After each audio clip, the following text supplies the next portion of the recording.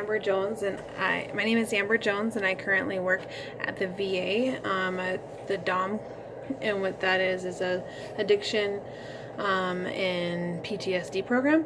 It's about an 8-week to 16 weeks, and my role as a care coordination is for my internship, and I meet with the patients once a week. I normally have like 10 patients, and they come from every area. We don't just do the location in Hot Springs.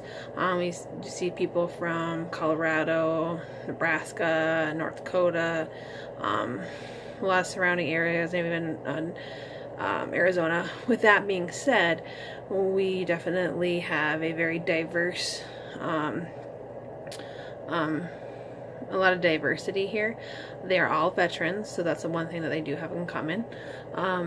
But we're dealing with a ton of different backgrounds.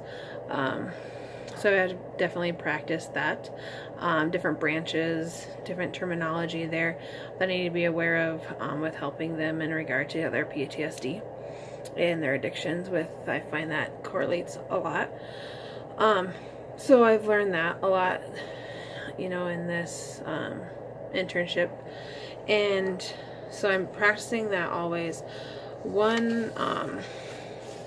Some things that I definitely have learned that I didn't realize is as I go into social work, right now I'm doing a lot of therapy and one-on-one, and I do groups too. I really enjoy groups.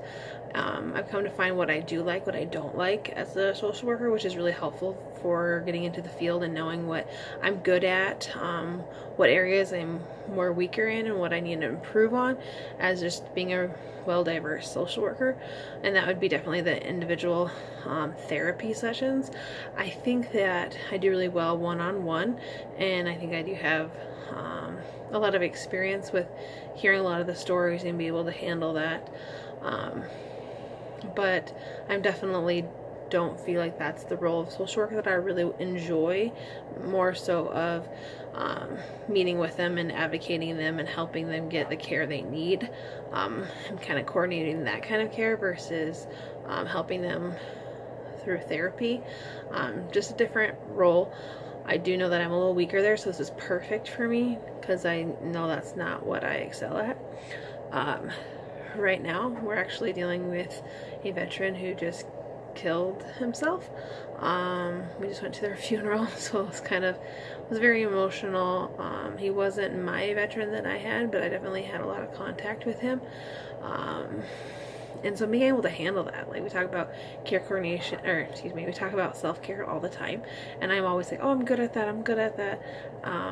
But it kind of sunk in, like, what could I have done to stop it? And, what can I do better?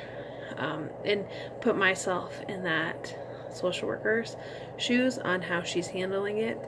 And what would I do if that was me with my patient, knowing that I'm, they're in therapy, knowing that they're struggling with suicidal thoughts and stuff like that, and not maybe knowing that that's what they were going to do or act on it, and you did everything correct. You did the, I checked on them, asked them questions, asked if they have a plan, all that, and they said they're safe, and you just kind of got to take their word for it, and then you don't know what will happen next, and just second guessing yourself, and playing the what if game. That'd be very difficult.